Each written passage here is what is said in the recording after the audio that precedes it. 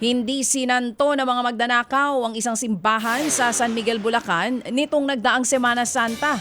Sabado de Gloria nang mawalan po ng mga gamit ang imahe ng San Miguel Arcangel.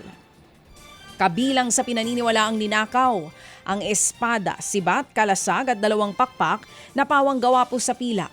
Aabot sa 235,000 pesos ang halaga ng mga ninakaw na mga gamit. Sa parokya po ng Mahal na Birheng Mapanglunas naman sa parehong bayan, may nagnakaw rin sa kalis, ostensorio at crucifix. Patuloy naman ang investigasyon para matukoy at mahuli ang mga magnanakaw sa Bulacan sa magkahiwalay na insidente. Pati naman yung mga gamit sa Yun nga simbahan, sabi mo, oo. pinagnanakaw nyo. Samantala mga kapatid, nauwi sa malagim na trahedya ang masayasanang outing ng mag-anak nitong Sabado de Gloria. Nalunod ang magkapatid na 18 at 17 anyos. Napadpad sa malalim na bahagi ng dagat ang magkapatid habang lumalangoy. Dinala pa sila sa ospital pero idineklarang dead on arrival. Galing pa ng Valenzuela ang mga biktima na dumayo lang para mag-swimming sa lugar. Sumadsad naman po ang barko sa baybayin ng Lubang Occidental, Mindoro. Mag-aalas 8 ng umaga nitong Easter Sunday nang sumadsad ang barko na bumabiyahe po sana papuntang Nasugbu Port. Base sa inisyal na impormasyon, sumadsad nga ang barko dahil low tide.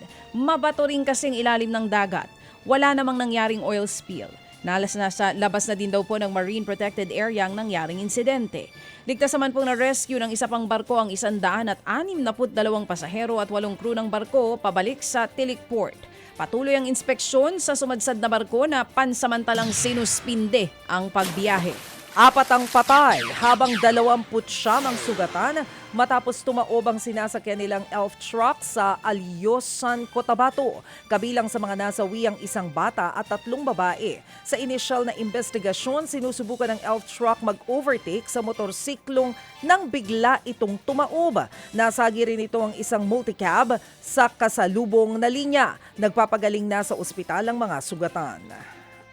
Muli namang nag-alboroto ang Bulkang Mayon sa Albay. 3 beses na nagbuga ng abo ang bulkan pasado 1:00, 3:00 at 5:00 ng hapon. Kahapon po yan, araw ng linggo.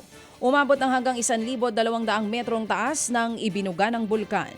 Bago yan mga kapatid, nagbuga na rin ito ng lava at pyroclastic density currents o USON noong madaling araw. Ito na po ang ika-89 na magkakasunod na araw ng pag-aalboruto ng Bulkang Mayon.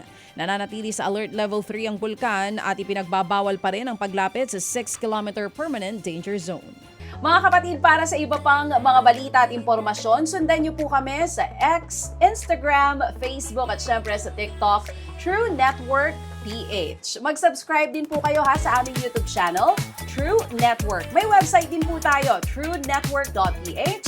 At pwede nyo rin po kaming mapanood sa Channel 19 ng aming True FM TV. Lagi pa rin makinig sa radyo dito po sa 105.9 True FM dahil dito, laging true sa'yo, kapatid. Dito tayo sa totoo, tunay at tapat.